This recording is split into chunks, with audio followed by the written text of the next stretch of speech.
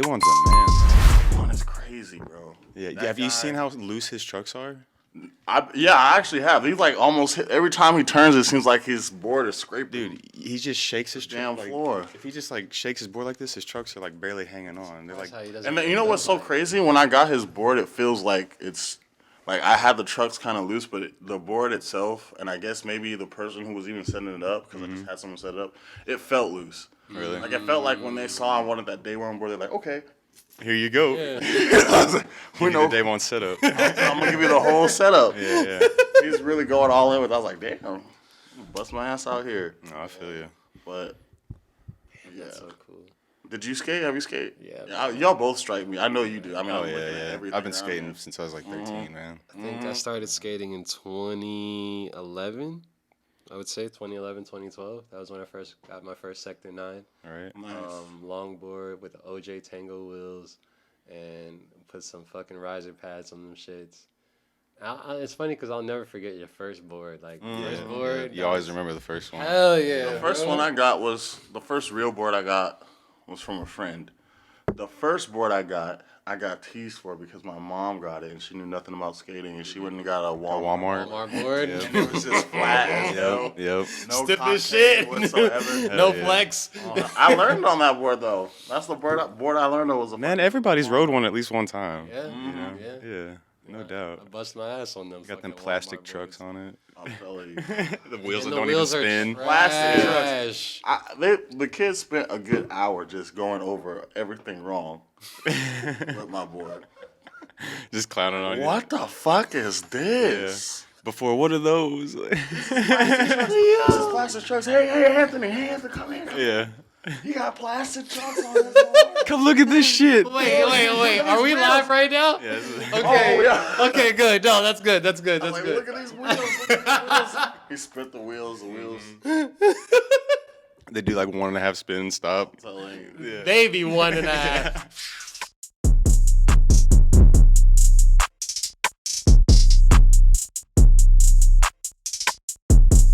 Let's intro this. So this is What's Up With That. What's up with that? What's up, By the everybody? way, we're back, guys. It's been a little while.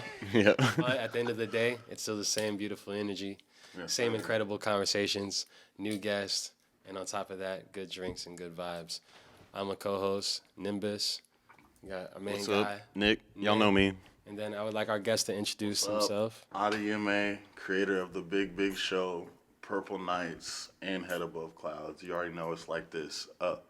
Always, man. So we were talking. We do a lot of pre-pod banter beforehand, you know, as usual. But we were just talking about our differences in terms of, and on top of that, how we see things when it comes to the media, when it comes to what we do, what we contribute to, whether it be social media, to the dynamics of this industry that we're a part of, because we are all a part of different industries, right? And it's interesting to get your take on that, man, because I feel like mass media, especially when it comes to like big TV media, big TV conglomerates, they do profit off of either misinformation or just having that overarching bad guy for the week, right? Like there's always, if you look at news cycles, there's always going to be a bad guy for the week. And sometimes it's a big Hollywood bad guy. Sometimes it's a NBA or industry bad guy. Sometimes it's a football bad guy. Sometimes it's a music bad guy. It's like there's always something for TMZ / Fox News / everybody to run at the same time. Like I remember when Joe Rogan was the bad guy for like a good week. And it's like, fam, And I'm gonna be who honest. did he offend to get to that? When it comes to Joe Rogan, and this is the thing too, like some people, and I'm not speaking about Joe because I fuck with Joe Rogan's podcast. I like watch it and everything. Yeah. But some people actually are bad. Mm-hmm. It's just you pick and choose who you want to focus on for your own ulterior motives. You may pick a truly bad individual, or you may pick even like a Donald Trump. You may, you can have a field day with him, but you pick and choose because you pick who fits your agenda, who fits your motive, and then you leave out the others whose story isn't as clean cut as you would like to make it. You know, it's all about framing and forming a narrative at the end of the day. And Joe Rogan, I feel like that's a good example because at the end of the day, it's like I think someone wrote a hit piece on you. I think someone had ulterior motives to get you. But I also think you gave them the loaded gun at the same time. For sure. He did. Mad bullets. Yeah. I can't really you know, I mean, if you're going to do that, you gave them a loaded gun. Yeah. Right. They shot you with it, and they shot you with it because they're also pieces of shit. Yeah. They're probably worse pieces of shit than you. Mm-hmm. I mean, because I don't think you're a piece of shit, but Right. they're probably, these people probably a piece of shit, but you gave them a loaded gun. No, you're totally right. Yeah. You know, like I don't know what to tell you about that part. It's, And you know, he took it on the chin because it's like, what else are you gonna do? and he apologized. I appreciate that. He did his apologies, and he said, you know, it was taken out of context. And then when you look at the actual clip that they used on the news cycle, it was like edited like a motherfucker. Like That's what they do. But you spliced can't, up a lot listen, of- you can't be saying that with a smile on your face around about, like, you know what I'm saying? Exactly. You can't do that. But Exactly. you know, I feel like Joe's a real dude. He's like, yeah, that was stupid, and I shouldn't have done it. And that's the thing. Take accountability, Yeah, right? That's what it Because is. some people might have tried to duck and dodge it or whatever, or try to get some celebrity to co-sign them, and, you know, kind of not. Well, say hold on. anything I'm about it. gonna have to say he did have Benny come on like a week later. Oh, Benny came Yeah. on? Yeah. And he kind of co-signed for him. Like, Yeah. yeah, it was kind of weird, honestly. I didn't Yeah. see that, though. I I'm never gonna just saw throw that out there. Maybe I have to go back and watch It was that. literally like a week later. Benny and like, That's hilarious. dude. I watched it and I was like, this is kind of bad timing is timing. kinda crazy. Yeah. Because they even one- talked about it. The one I saw him on kind of talking about it after, like, I think he made his own apology was another podcast that I like, HotBoxin with Mike Tyson. Oh yeah, I love that shit's show. pretty good. Mm-hmm. I'll fuck with that. There's some really good moments. Did you see what's it? Fuck, Bobby Shmurda go on there and just annoy the shit out of him. I heard about Wait, that. he I got didn't an actually episode watch on it. Dude, Hotbox? Mike Tyson got hot. He really did for real? He got hot. Okay, look, see, I saw a clip. He was but like, I you thought the annoying as clip- fuck. I Like, thought the clip was edited. dude, no, That was actually for real. that was real. Oh, wow, I gotta go watch that. I want to watch I would this. not now. want to annoy that man. He was just sitting there like, you saw the clip. He's like, blah, blah, blah, just fucking going 100. I saw that. I thought that was but I thought they like did kind of like a super deluxe edit to you that. know they spliced it a little bit, But no, he was actually genuinely annoyed. yeah. Wow. Mike was hot. That's crazy. You know, I can see that too because Mike seems like the guy's like, I don't know if he wants to be around too much rah-rah stuff. Yeah, exactly. He's kind of cool. Just wants to smoke his weed, Yeah, talk to his he's chilling, birds. he's chilling out. Take his toad, Yeah. smoke his weed, eat the mushrooms. How do y'all feel about how Mike Tyson has branded himself over the past like 5 Honestly, years? I love it because I remember, you know, a little bit of Mike Tyson's, I guess, fighting history. I got to see one fight one time. It was not live, but my parents had like invited people over for him against Lennox Lewis. What? Yeah, against Lennox Lewis. How And old are you? me, I'm 30. Okay, we're the same age. Yeah, so I got to see that, and I was really young. You I had just to have been, remember. yeah, I was about to say, you had to have been mad young. Barely alive, but it's probably like 4 or 5 years. Dang. But anyways, yeah, it was a good fight and all, but at that time he had a really, you know, wild boy like type of reputation all the way up until then. And then the next time I really remember seeing him was he did a HBO special. It was like a one-man play type of thing. That shit was transformative. You could see that he was transforming his life. It was amazing. Yeah. That's like to me, that's one of the greatest things he's ever done was that one-man play. It was fucking dope as shit. It was sick. Do y'all know the story of his face tattoo? I don't know the story of his face. So he went into this tattoo shop and he wanted to get his face tatted covered with hearts. And he wanted to be just like this man of love and like known as the man of hearts, right? That'd be scary. And the tattoo artist talked him out of it and was like, glad. he was like, nah, man, you don't want to do that. Let me do something for you. Bro, he would and so look he came back the next day and he had that tribal piece, and that's why he's got that. Really? I like that a lot more than a face full of hearts. Imagine a face full of hearts, Mike Well, Tyson. what about the game? He had a butterfly first. He did? Yeah. He had a butterfly, and then he covered it up with the LA. Oh, that's what he did. Yeah. I didn't know that. I remember the LA. I know the LA. Because he got clowned on for it. Yeah. Everyone was like, why you put a butterfly on your fucking face? Man, let me tell you who would get away with any of that, though. They could do anything they want, Uzi? pretty much. Yeah. that's that dude. Yeah. Uzi does what he wants. Uzi does exactly what he wants. But you see, I think sometimes it's like you kind of, I guess, people perceive you as you come in. You know, so maybe sometimes it's hard to change the perception of, because, you know, people say first impressions are lasting. So if you have a first impression to the public of a certain persona, it's gonna be, it may be a little hard to change it. Yeah. But Lil Uzi came in like, I do what I want, so that's why he's. Did he lose that diamond? I don't know. Is it gone? Supposedly somebody ripped it out of his. That's what I thought, right? head. Someone took it out of his head. Supposedly. Like from fucking Avengers, right? Say, Yeah. somebody Thanos. Yeah. He took the Vision's diamond out of his head. I personally, I don't know. when I saw that shit, I was just like, man, I know that shit would hurt, and you still like try to crowd surf and do all this extra shit, and kids are wild, bro. Like, Wow. You could get it taken out by accident in the crowd though. Exactly. Like, if you're doing People a get their crowd chain surf, snatched, man. Fam, losing their shoes, it's normal. So you're talking about that would make sense. when he got the surgery done and he was still doing shows. I was just like, this dude is crazy. Like, mind you, everybody does what they want to do with their bodies, to each his own. But I'm just like, that's a large investment for 24 million, I think it was. It's a large investment. Yeah. That shit could get ripped out in the crowd surf.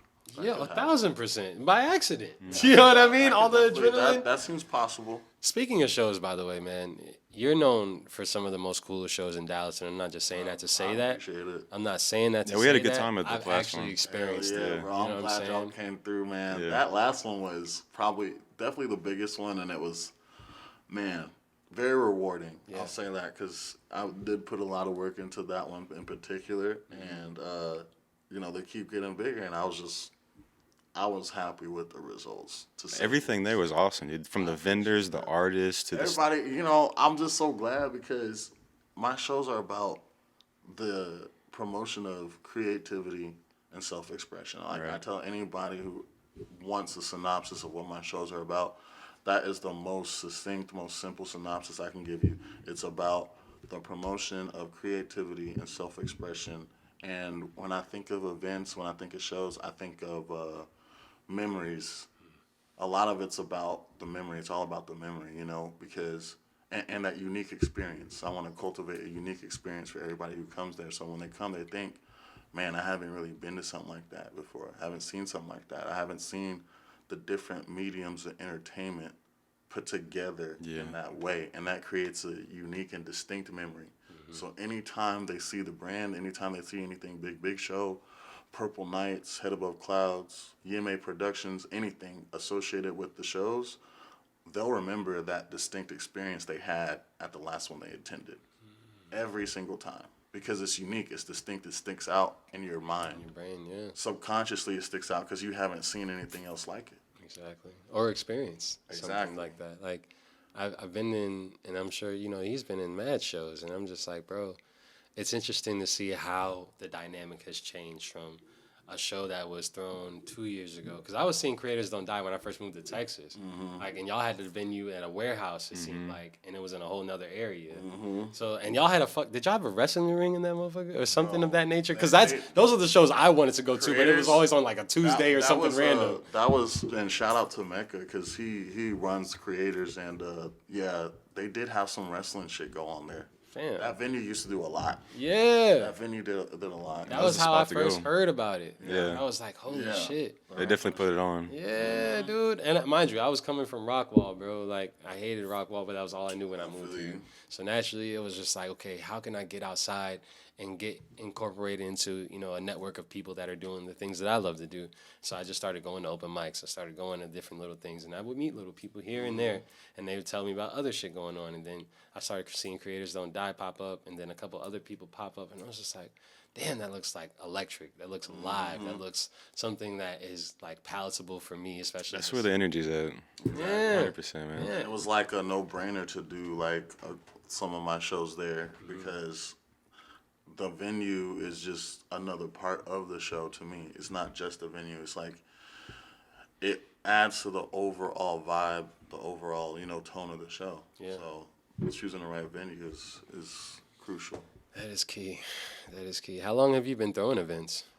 Now it's been about, I want to say, I've been doing these specific type of events for about a year now. We're getting closer to a year and a half.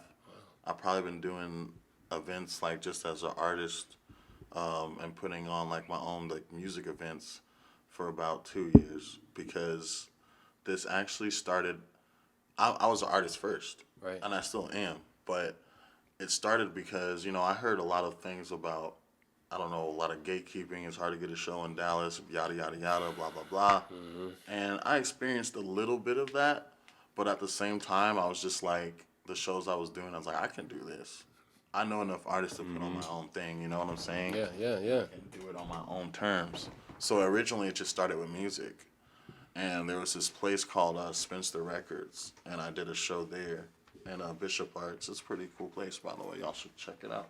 Okay. I don't know where the camera is, so I just looked in like a random No, ass you're good. direction. It's all right there. Okay, but you're good. Yeah, but I did a show there, and it went really well, and we were gonna do like kind of like a monthly thing, but then COVID happened. Yep. And so all shows are shut down, and I was just getting started doing shows, and I was like, man, well, what am I gonna do? You know, what am I gonna do now? I don't want to just sit on my hands, but people want to be safe. I want them to be safe, and so I still do these type of shows I'm about to bring up too. But I did a secret show at my house. Okay. And I still do them. They're invite only, and it's like whenever those are kind of just whenever I want to do it.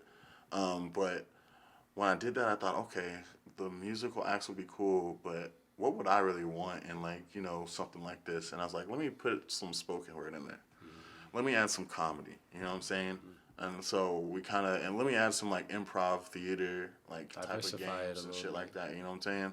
And it got to a point where it was like the community started building around it. It got too big for the house. So that's when we moved public. And then when I moved public, I expanded. Now we got dance. Now we got theater. Now we got a fashion show. Exactly. All that shit. So. Are you the one reaching out to everybody, or do you have a team of people with you? Honestly, at this point, it's just me. Yeah. Wow. I cultivate the lineup.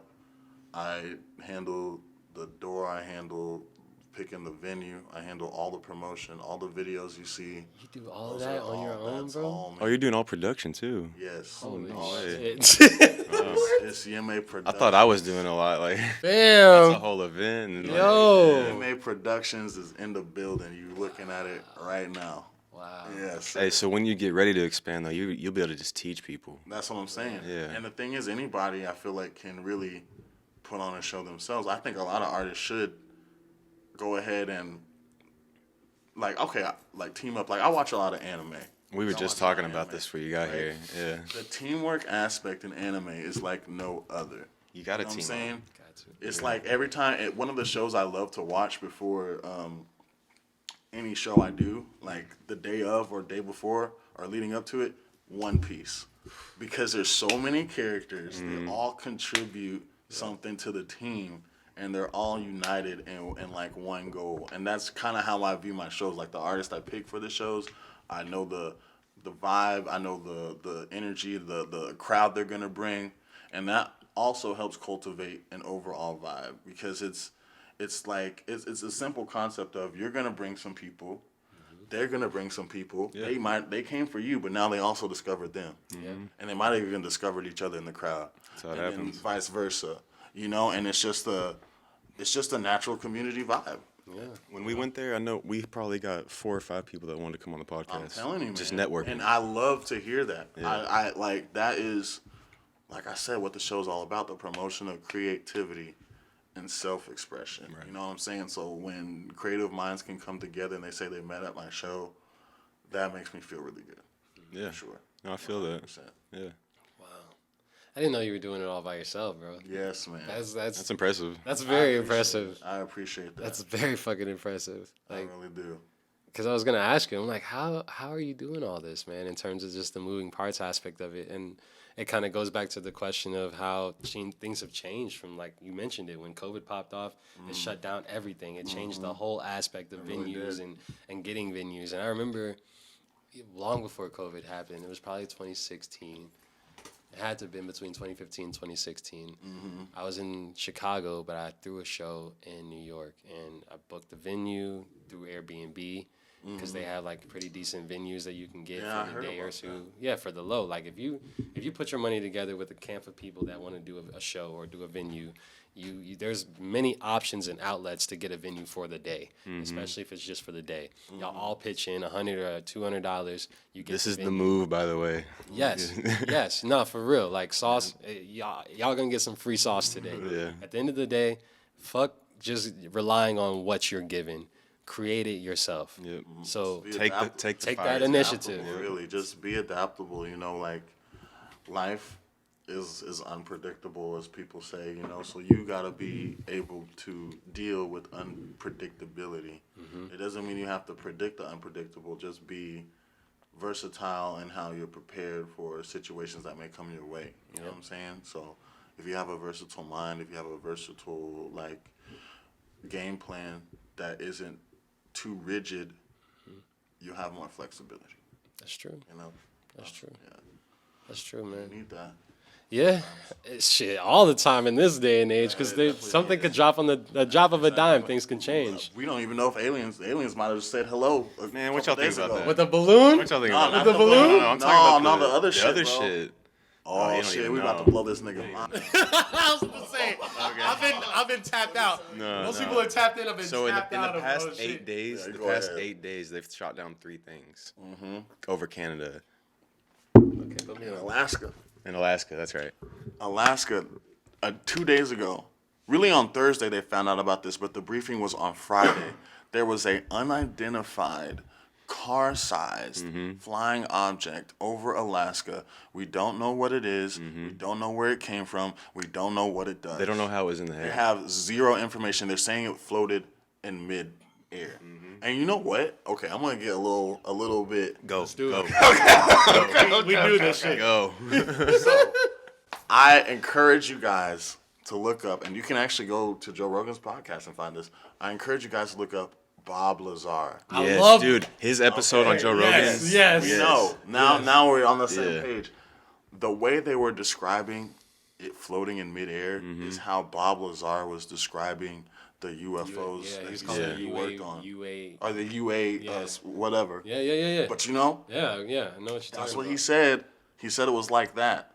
And when you think about, it was very interesting to hear him speak, because when you think about how you would theoretically want to travel through space, you would want to use something like a heavy element that controls gravity, because then you can bend space and time. Because if you don't, and you're just traveling at light years, it's still going to take you like thousands of light years to get somewhere. So even traveling at the speed of light or a certain amount beyond the speed of light, it's almost like no matter how fast you could actually travel in a linear plane, you're probably not going to reach places for years. It doesn't make sense. So what would you really be doing? You really would be manipulating the funnel that is gravity and space and time, and putting 2 points together and then separating them, and you'd be at another point. The wormhole theory. Yes. Yeah. And it's like, that makes so much sense. That's why when I watched this interview, I was like, wow, that sounds to me it sounded very credible, because I was like, I've never heard anyone even really say that.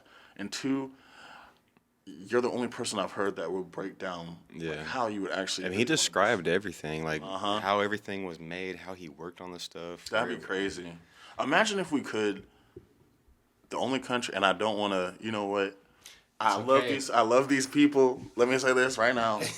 I love the citizens of China, but China, I don't know if I want y'all to be the first one to create that heavy element, because I don't know what y'all would do. Imagine if they created a heavy element with enough half-life to actually transport throughout time and space. They just drop a nuke here like immediately. Yeah. Boom, boom. It's over. I was talking about this to a coworker. Shout out to China, y'all. Shout out to China. No smoke with y'all. No smoke. No smoke with y'all. You know, just get your products up. But anyways, You said that. nah, but no, I was talking about this because, all right, so my actual name is Khalid. Khalid. Khalid, and it's actually Arabic. And in Arabic, Muslim? I was born into Islam. Really? Yeah, That's interesting. I was born into Islam. My mother and my father were both Muslim when they had me. I grew up around a lot of Muslims. Okay, so you understand. Ramadan was popping in my neighborhood. God, that shit looked really fun. It's actually lit. It's just the hardest part is not eating until it's time to eat. Oh yeah, they did. Nobody, and there was no passes. Kids had to do it too. Yeah, I remember playing football. How long do you have to fast? All day until the sun came down. Damn. And then You're hungry as fuck. You can only eat at night, right? Yeah. Only when the sun is down. Yeah, when the sun is down. But yeah. How long does that go for?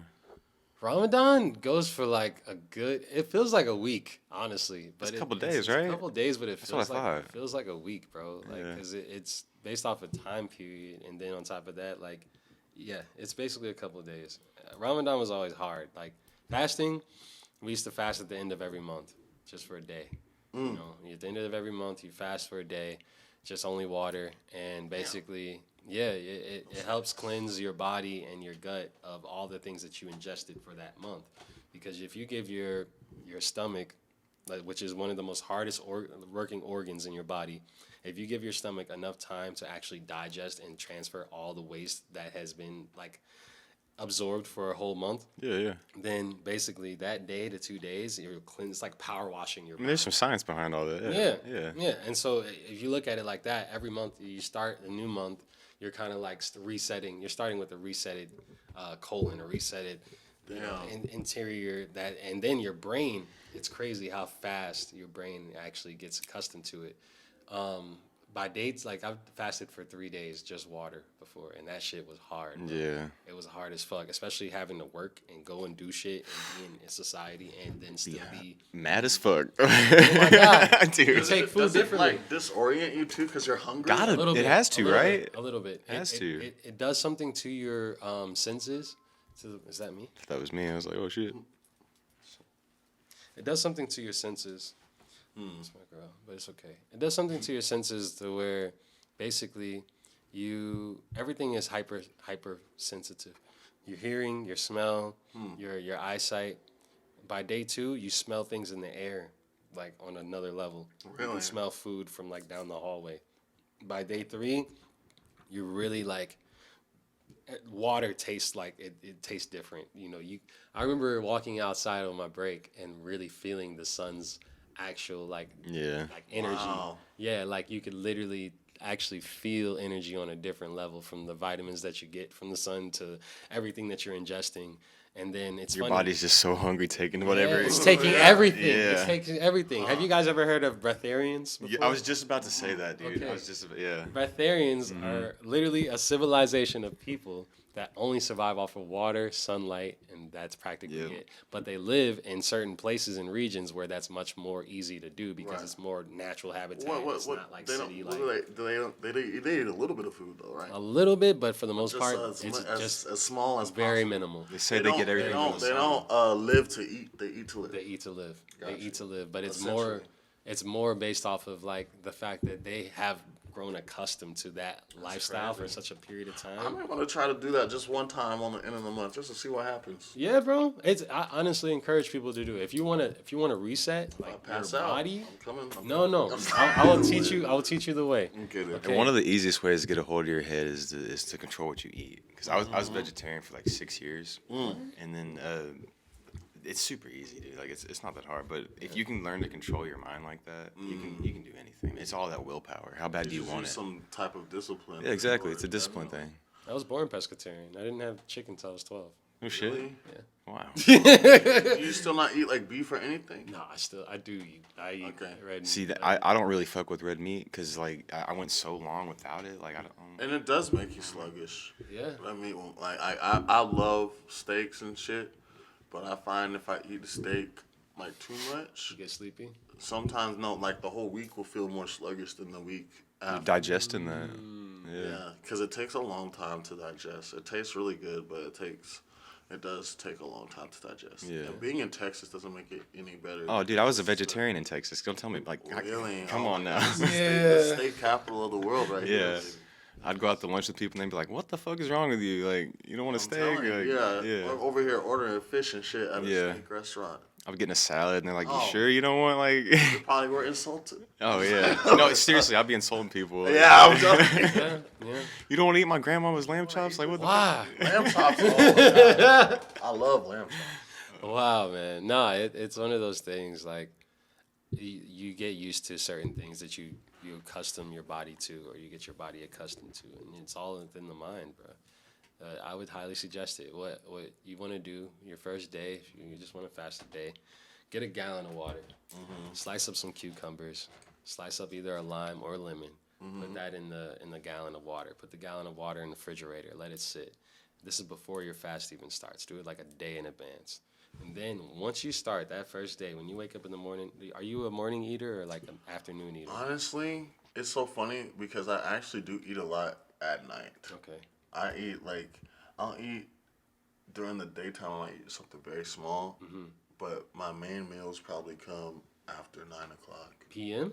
No, I'm telling you, like I'm a fucking vampire. Really? Wow. Like I was up until like 7, like the last 2 nights. Really? Yes. Okay. Oh, shit. Like yeah. Damn. So my schedule is definitely not the same. It's upside down. Yeah. Yeah, it's upside down. That's like a boxer's schedule, you know, like Yeah. like pro boxers. Yeah. They usually fight at midnight.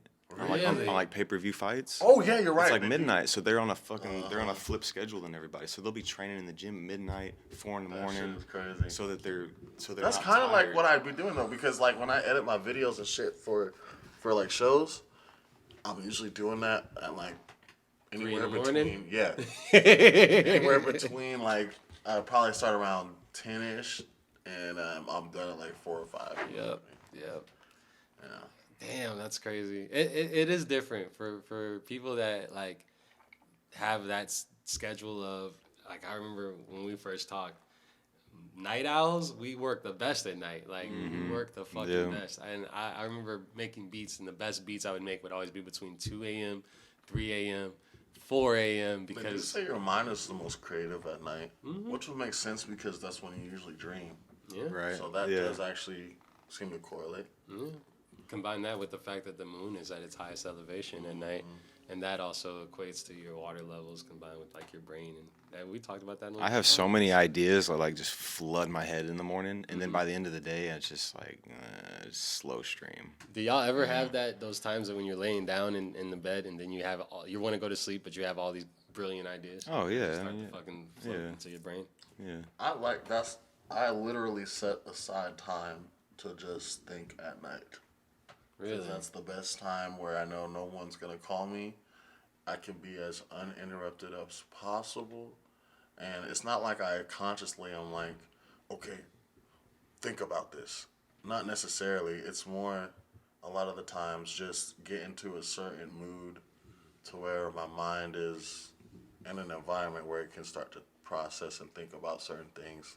You know, just sit down, relax, and just let my mind kind of naturally go where I already know it wants to go. Yeah. And then just, I won't be interrupted so I can think as much as I want at that moment in time. That's smart. Between those, that's why I'm up at night all the time.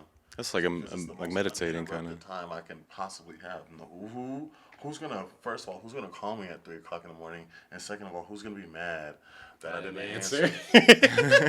No one. That's a good point. No one. Yeah. This is the most free time I possibly could have. All right. This made me want to go into the shit or hit segment. Let's go. First shit or hit, just off top. Okay. Do not disturb mode on your phone. Shit or hit. Hit. That's a hit. I'm gonna tell you why that's a hit. You can knock that one out the park. It's a hit I believe you. because I'm a person who finds joy when their phone is dead. Gives me a valid excuse to just be in my own space. You know what I'm saying? Yeah. So something that can create the same effect as my phone effectively being dead and I can actually still use it, that's hit. And I don't even have to see who's calling me. That's hit. Yeah. I don't actually use that. I don't even actually use that mode a lot, but just to know it's there, I just think Yeah. It's a that's hit. a hit. I use it every now and then. Usually when I'm like uploading something, just so like you taught me that, just so I get a higher upload speed. You know, I'm not processing so much on my phone. But you know, if you're doing something that requires your attention and you can't really have your phone distracting you, but maybe you still need to use it. Yeah, that's a good the point. real reason it's a hit. Yeah. It's not even for ignoring people. It's just the practicality of being able to, you know, politely actually, instead of hanging up on someone, be able to be focused on something without. And you just turn it back on whenever you're done with what you're doing. You know, Exactly. I like that. Yeah. Case in point, right there. Exactly. Disturbed. Exactly. I usually when I do, whether it be editing, post editing, Anything that requires my phone that doesn't need any notifications, I'll go on Do Not Disturb. I'm telling you. Then, if I'm really like hardcore editing and I don't want my rendering process to be fucked up, or I don't want something that's uploading that's gonna take maybe 20 minutes to upload because of the content that's getting uploaded, I'll go on airplane mode and then just Wi-Fi. And when you go on airplane mode, then it blocks out signals. But then if you're connected to the Wi-Fi, you can still upload. So that is another like. I've done airplane mode a couple times as well. Bro, this conversation is so funny because it reminds me of this artist. Shout out to he's a local artist, Tricky Dicky. He has a song called like "Do Not Disturb" or something. It's like I got my phone on. Do not. he was performing that shit last time at the last show, and that shit it sticks out in my mind. Yes, bro. I think he would say that's a hit. Do Not Disturb is a hit. Right. Do Not Disturb. I got one. How about group text on your phone? That hit or shit. Okay, this is the thing. Since we're talking phones. Yes. Text is 50-50 because I like group text, but at the same time, if you're texting like every 2 seconds in a group text, which tends to happen, that's when it becomes a little bit more of a... Phone just won't stop going off. I like Facebook Messenger group. I have a Facebook Messenger group with 4 of my best friends that I've known since like the 1st grade, and that's really the only group text I really am involved in.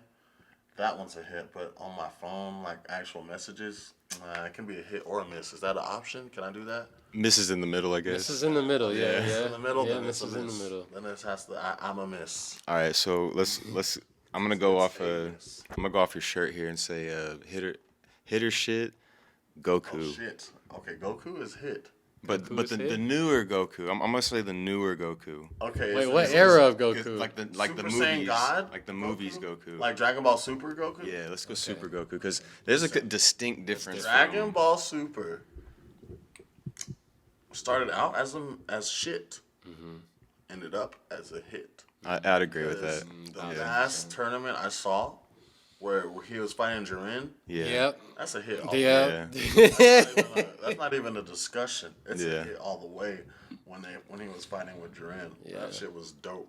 Yeah. I may go back and watch it just because. I'm rewatching it right now. rewatchable. I really am. rewatchable. I'll be sitting there editing the podcast and it's playing on the TV. I like your style. Yeah. That's a hit. Hell yeah. Damn, that was a good one. And it's funny because there's so many eras of Goku. I That's can why play I had this to- game all day. Bro, I love this segment. Yeah, this is one of my favorite ones. Yeah. All right. So how about Instagram Reels? Hit or shit. Instagram Reels are a hit too because I use them a lot and I like them. So it's automatically going to be a hit for me. I mean, I think the reel, the capability of the technology, I guess, of the reel itself or behind the reel is a hit. Now, if you want to get into like, shadow banning and like people getting stifled, that is a different story. But the actual, just the reel itself, like the application, I'd say that's a hit. Yeah. What do y'all think about that? I used to hate it. Really? Yeah, 'cause Why? I used to hate it. I don't know. I was just like, just upload a video. That's the same thing though, right? Aren't they essentially the same They thing? made them the They same. made them the same, Yeah, but but at when one it first point came it was out- Oh different. yeah, Yeah. it was At different. one point, At one the point, reel actually- and the post or the video post were separate. Because the entities. video Right. posts used to show who viewed your content, and the reels always just show, I guess, who likes your content. So in that case, maybe the reels should show views instead of just likes. It's wild. It shows views too in the back end aspect Yeah, of but it. also it's only but for you, It's really. only for you. You can And only if see you have that. to go and click on it, if you click on a reel though, what I do like about the new reels is though, I guess this is a good thing. Whenever you go and you're just in maybe the scrolling mode of reels, it doesn't show like or whatever. Like there's a Yeah. mode It's just the video. it's just the video, which is kind of nice because let me tell you, popularity bias is a real thing. So I can understand why some people would be upset, but overall, hit. Reels are overall, I think I'll say hit. Just the fact that you can create the videos, streaming videos, all that shit. Overall is a hit. Now, do you like to edit within Instagram or do you like to edit outside of Instagram and then upload? I usually edit outside of Instagram with some of my own editing tools. That's the pro move. Yep. Yeah, That's the and best it's move. not like it's not like I have a whole lot of tools. Because listen, I'm not like some genius editor, but Canva Fucking works great. very well. Everybody uses Canva, dude. It's not hard to use. Yeah. Canva's I great. use that a lot. It's so user friendly too. It is. Yeah, they'll have templates in there you can use. You just drag and drop. It's I use easy. Canva for a couple of things, so that's usually what I use, and then I'll just upload it to Instagram. But sometimes when I want to filter, I'll go to Instagram, make the filter, download it to my phone, and then go back to Canva. Yeah. Yep. Use it in post. Yeah. So today's Super Bowl Sunday. So let me get your hitter shit on the Super Bowl. I mean, Super Bowls are cool. I've been watching them for a long time. I think the aspect of sports in general is dope because ever since I was little, I was like, this is one of the places where I can see somebody I can see somebody during a span of time go as hard as they possibly can. Mm-hmm. You know what I'm saying? With every step, they're stepping like as hard as they can. They're moving with a purpose as hard as they possibly could. And it's interesting to observe somebody in that mindset. Like when you think of like LeBron, Michael, greats, even people who aren't so great, people who worked really hard to get there. Yeah. Just when you think of the games as a whole, whether it's football, basketball, Tom Brady, whatever, seeing a person move with that much intensive purpose, to me, is something worth observing because I can glean something from that as well. So when I watch it, I'm not necessarily just thinking about the points. I'm just like looking at the tenacity, thinking about like, how does someone who is going as hard as humanly possible move? Yeah. Wow. That's what I think about when I think about sports. You're analyzing it, yeah. That's why I like it. Yeah, no, that's a good explanation on that, yeah. I agree with you 1,000%. And I've never.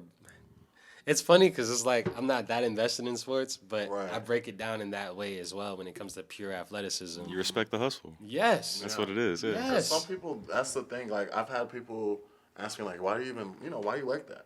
Like what about it? I don't really watch. I'm like, yeah, I can understand, but I don't view it in the same way as other people do. I'm really viewing the human rather than just the sport overall. The entertainment. Because how often do you really get to see somebody go 100% Right. in life? Not very often, yeah. So yeah. Yeah, that's true. That is true.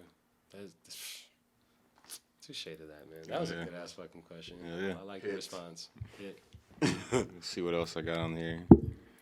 I got a whole list of shit, man. Just By the way, do you mind passing me a Liquid Death, please? whatever you want. So, Liquid. we shout outs to Liquid Death, by the way. We always like to, if you ever want to have a drink or beverage, it's very refreshing. Oh, you know what? Let's move on from hitter shit. I just got a question for you. Yeah. What's your last thought before you go to sleep? What's my last thought before I go to sleep? Okay, now we're about to enter into some uncharted territory. That's nice, though. I have never spoken about this, ever, in public. So there's a book I've been writing. It's called Evercrest. Okay. And I'm at about 150 pages. And that, a lot of times, is the last thing I think of when I go to sleep. It's like a fantasy novel. It's a fantasy novel, essentially. Series. Right on. Yeah. That's all I want to say about that That's now. all you should That's say. also, yeah, leave it right there. That's That's all you fine. should say. We'll talk about it off camera. For sure, for sure. I'll tell you so much about it. That's I cool, can talk man. about that all day. Yeah. So, like, I didn't expect that. Me neither. That's actually like fucking awesome answer. Yeah. I like to Nice. tell myself stories to put myself to sleep. I've been doing that like since high school. Okay. And this time around, I have other stories I've told myself, but this one I was like, you know what, I'm just gonna just write, And it's not because I had a particular purpose in mind. It was just like I would like to just. It's a very cathartic experience, and I find myself thinking while I'm writing, like, man, I wonder what's gonna happen next. Yeah. So like, Yeah. You're it's entertaining almost like yourself. I get to watch my Yeah. own Netflix series. Yeah, your own character development And within your mind. and it's fucking dope to me. I love it.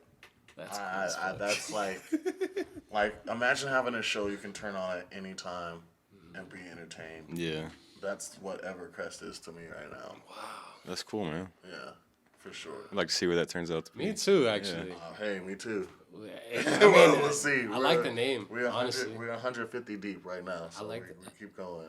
Between the name and then just the way you broke that down, that's really, really cool. I look at music in that way, in terms of like escapism. You know, I'm not a turned up artist by any means, but I do love to create those aspects or that energy field. But it's just like when you can create an experience that someone can be fully immersed in, whether it be audio, whether it be visual, whether it be just written wise, and then they get lost in it. You know, I think about the first time I read a Harry Potter book, the book itself, and that shit like had me like at the desk with the Yeah, like, you get sucked in. Hell yeah. You know what's so funny about that though? It's like a lot of times, and I agree with what you say, like that's in the sense of it does give you a outlet. You know what I'm saying? But it's like, is that really? Are we really escaping from reality, or are we really tuning into reality? And every day we're escaping from it. Yeah. You know what I mean? Like we say, we're escaping from work, we're escaping from all that. Maybe that is the escape from. We don't even know it's really the escape, but you know what I'm saying? Where we're actually moving away from our inner selves. Like that's the actual reality. Right. We're saying escape from reality, but really we escape from reality when we go to work. That's true. Because that construct in and of itself is man-made. That's kind of the synopsis of the show Severance. I've never seen that. I've heard Dude, of it though. that show is wild. I've seen that. Severance. What is that? It's about this. It's this company you can go to work for, and they put this microchip in your head, and the 8 or 10 hours that you're there a day, you don't remember it. You don't remember it, and so the minute you walk out the building, the chip crazy. goes off, and you go back to your normal life. That's fucking insane. Yeah. What? So you learn to have this like work Life balance, right? But, Wow. But there's this whole like the full like. That's kind of fucked up to do to people, just black them out for 8 hours a day. Because, they don't know what the fuck They they don't don't know know what they're happened doing. to Yeah, and it's an awesome show, Let me dude. tell you, It's on people Apple. Check it sign out. up Okay, yeah. Some people would sign up for that. Oh, 100%. 1,000%. And that's the thing is like people that want to escape their life. Like there's this one dude on there, his wife died, so he wants to get away from that. So he uses that as his escape. Is that on Apple? Yeah, I think I heard about it. it's dope, man. I'm going to watch that. I definitely want to watch that show. I got sucked into that shit. Like the first episode, I was like, "What the fuck? Like this is wild." I've been watching this one show called what the fuck is that show called? It's really good. It's on, I think it's on on Amazon. Peripheral. I hadn't seen that. That's fucking good. Yeah. That's pretty fucking cool. good. It It's has pretty really it good has writing too. Really good writing. A really cool concept. It's like it involves time travel and virtual reality. Like I'm gonna check that types out. of Shit. Yeah. It's pretty dope. I heard of that. I just hadn't watched it yet. Yeah. So I got another question for you here. What just to get on a deeper note? What's the most pain you felt that wasn't physical? Wow. The most pain that I've probably felt that wasn't physical was probably something that had to do with my mom. Right. And she had cancer, and she also had to get heart surgery, and that has been a presence throughout her life for a very long time. Right now, she's great because she got the heart transplant and everything. Oh, that's great. Okay, that's But good. she had cancer like when I was around second grade, but then after that, she had some heart troubles we didn't really know about. And then when I went to law school, that's when she had to get a heart surgery, but she didn't get the transplant yet. So she had like this big bag Yeah, that she had to carry around. That was a stressful time. I'm sure. That was definitely very stressful. I'd probably say that was definitely one of the more stressful times in my life. Heart transplant just amazes me. Well, she's the one who went through it, so I'm sure it was harder for her than it was for me. But, But you seem like a very empathetic person though. Like we're empaths by nature. Yeah. You know what I'm saying? So when you empathize with someone else going through something that fucking intense and then on top of that, I felt it for a second. And it was hard because at the same time I had a lot going on, but it's like I didn't really want to be doing that because something else. You say you were in law school? Yeah. Wow. I went to Texas A&M. Oh wow. Formerly Texas Wesleyan in Fort Worth. That's interesting. I didn't know that. Yeah, not a lot of people know that. Are you practicing law at all, or? Yeah, I actually do. Oh wow. I do entertainment law, and I also do data privacy and business law. So Nice. Nice. I might need to talk to you about some Right. things. and they all in the kind of future. coincide because when I mention data privacy, that's probably the part that sounds most unfamiliar to the other things I named, but it actually does factor in because it helps me analyze, how I can gather data for shows. Yeah. So Yeah. everything kind of works together, and obviously entertainment law, knowing a lot of artists around here, I just want to help contribute. I'd like to help contribute to their careers in any way I can as well. And protect them at the same time. Man, that's like a Just give secret them weapon game, right just there. give them game, you know what I'm saying? 1000%. And then business law in general is just something that I think everybody should know a little bit about. So Yeah. Yeah. Right on. So I got one final question for you. It's something I ask everybody that comes on here, and then you seem like a dude that's kind of been well versed and experienced a lot. So how are you experiencing time overall? So I'll start from just the, I guess, physical, visual aspect. It seems like the days have been getting shorter. I don't know if it feels like that to y'all, but it seems like shit. Yeah. I feel like ever since 2020, a lot of well, I won't speak for everybody, but my perception of time may have changed a little bit because it still feels like we're 1 year maybe at most removed from 2020. Yeah, it does feel like a year. It's crazy how it's 2023 and 2021 and 2022 don't even feel like they happened at all. Mm-hmm. It feels like it's all been 2020 for like the past 3 years. But I think that's because maybe not only within this country, but within the world at large, we're going through a sort of paradigm shift in more ways than one. So that makes my experience of time a little bit different than what it used to be. Yeah. And in terms of length or speed, I don't know if it's winding up quicker or if it's just all a blur. I'm not sure which one it is. I don't know either, man. You know? I'm right there with you. I was like, how do you feel about that right now too? Because time's fucking my head up. Yeah, my 9-year-old son, I asked him the other day, I was like, how do you experience the time, man? And I asked him the same thing, and he told me he's like he broke his arm like 3 years ago, and he's like, I feel like I broke my arm just yesterday. Yeah, see? So the kids are experiencing It's everyone, event. dude. A lot of people experience time even though they have a linear concept of it. The actual emotional experience is most likely tied to events. Yeah. And since we all had a huge event in 2020, it feels like we still just broke our arm. Yep. So I feel that way. I definitely feel that way. Yeah, it tripped me out when he said it. I was like, damn, even he's going, like, he's experiencing it too. Yeah. And they don't even have that many things to focus on in comparison to us. He's only 9, so he doesn't have that broad aspect of time like we do. You know? Right. And he's like, yeah, the past few years have just flown by. Yeah. It wild. definitely feels like that. And I remember being a kid and felt like time was forever. Time's like everything. Years used to go so long. Yes, bro. Yeah. Bro, when I was a kid, I used to measure time in SpongeBob TV shows. So, like, if someone said that's 2 hours away, I did the same thing. That's sort of 4 SpongeBob episodes. Not with SpongeBob, but That's what I did it with. I was Yes. like, that's only 4 SpongeBob episodes. Yeah. I definitely did that with Dragon Ball Z episodes when they were 30 minutes on Yes. Toonami because I'd be like, oh shit, I got an hour. That's 2 episodes. Of Yeah, Dragon Ball Z. Okay, That's how I cool. used to experience time back then. Or the length of time it used to take to complete a video game. Oh my god, Dude, I used to break down like my hours at work and be like, okay, an hour is like 5 songs. Okay, because I just have my headphones in all day and be like, okay, that's 5 songs, been about an hour, like, all right. Yeah. Right. Yeah, no, I do 12-hour shifts at my job, and I literally have to break up half of my day is going to be podcasting. The other half of my day is going to be informational, and then, like, that little quarter is music.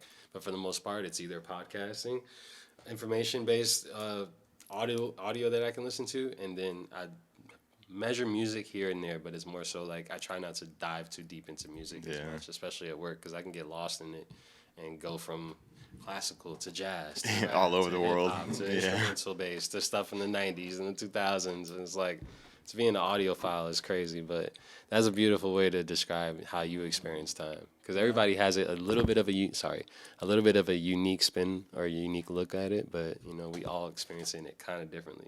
We're all experiencing it together, that's for sure. Collectively, for sure. For sure. So let me give you a chance to just shout out anything, promote anything you got coming up. Tell the people what's up. Shout out to the Big Show. That's the main show. We got music, comedy, spoken word, a fashion show, art gallery, pop-up shop, theater, dance, and more. I know what you're thinking. How does that all fit into one show? I can show you better than I can tell you, because it's like this. It's up, the Big Show. That's my main plug. And then we also got Purple Nights, which is music, a chopped and screwed dance performance, and fashion show. And we got Head Above Clouds. So whenever I premiere my music video, I have a whole event for that. Anytime I premiere a music video. So that's how we rocking. And tell them how to find you on all social media, mainly any social media that you want them to find you on. The main social media you probably want to follow is my Instagram. That's it's Adeyeme. AYITS It's a little long, but all you got to do is type in and I'll come up. I'm going to be the first one. So yeah, just type in my name a little bit, like I just said, AYITS. I'm going to pop up. You're going to see a face with a microphone. It's like, that's your guy. That's the one. That's me. That's him. Hey. Who is that loudmouth ass nigga? That's me. Click on my name, follow me. You'll know when the next show comes out, and trust me, it's gonna be up, bro. Yes, sir. Yes, sir. Well, we appreciate you guys for tuning in, man. We appreciate you for coming through tonight. I had a great time. This was nice. Come on, man. It's a very nice conversation, cathartic. That's what we like to do, man. Yeah. Have a good time. This dude right here, I'm telling you, man. he started That it all. show's dope, So man. I'm always grateful that we can have guests like this. Yeah, and we're grateful for y'all tuning in. Everybody like, subscribe, comment, all that shit. Y'all be you, we're gonna be us. Later. Hell yeah. Thank you guys, man. That shit. If you'd like to see raw Hunt live episodes, follow us on Twitch at twitch.tv/whatsupwithdhat. To watch full episodes of What's Up With That, subscribe to us on YouTube at youtube.com/whatsupwithdhat.